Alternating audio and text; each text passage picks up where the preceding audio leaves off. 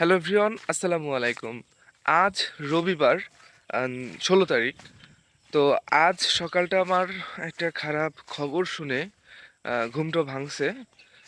আম্মু হচ্ছে একটা খারাপ খবর দিল ঘুম থেকে উঠে, এবং আজকে আমি আপনাদের সেই বিষয়টা জানাবো।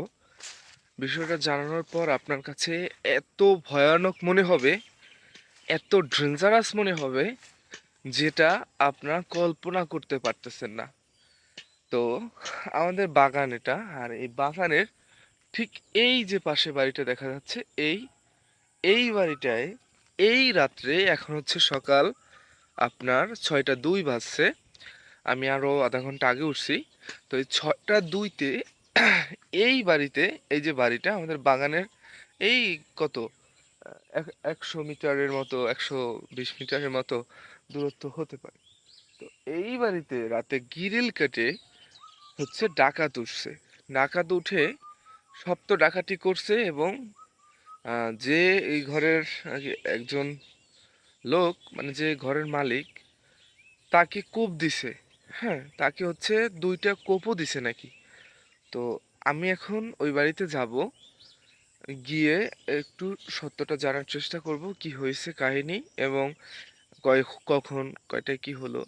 তো আমার সাথেই থাকেন। রাতে জানলা খোলা ছিল, নিচে দেখেন ইট দিয়ে তারপরে যে উপরের 2টা গ্রিলের 2টা রড কেটে ফেলেছে, এবং এতটুক জায়গা থেকে ভিতরে কোনো বাচ্চা হয়তো ঢুকিয়ে দিয়েছে, নয়তো বা কোনো লোক ঢোকা সম্ভব না। দেখেন, তারপরে এখানে যে কয়েকজন দাঁড়ানো ছিল, অনেকটা জায়গা এই যে পাড়ানোর দাগ কিন্তু রয়ে গেছে।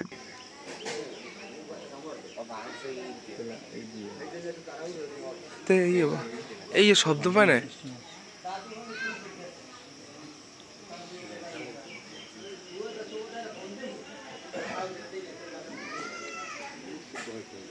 দেখছি একুলে একুলে জায়গা।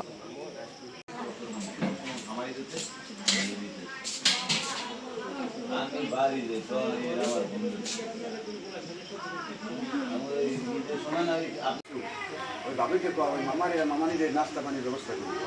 আর খাওয়া কিন্তু অসুস্থ নাস্তা পানির ব্যবস্থা করি। ও ঘুম হয়েছে মানুষ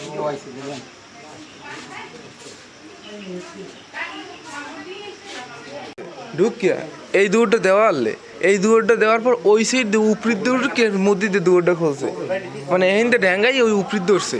ওটার পর ওহিন্দে জানলা দুয়ার খুলে দিয়েছে, এরপর বাইরে এসে এহিন্দে ঢুকছে। এই ঢুকতে ঢুকুন মানুষটা কেমন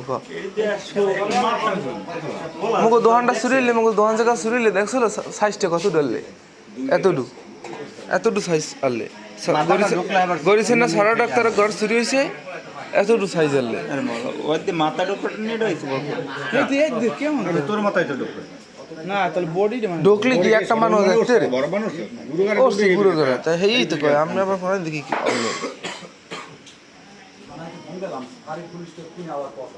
লাগলাটা দেওয়া থাকলে যাবে না।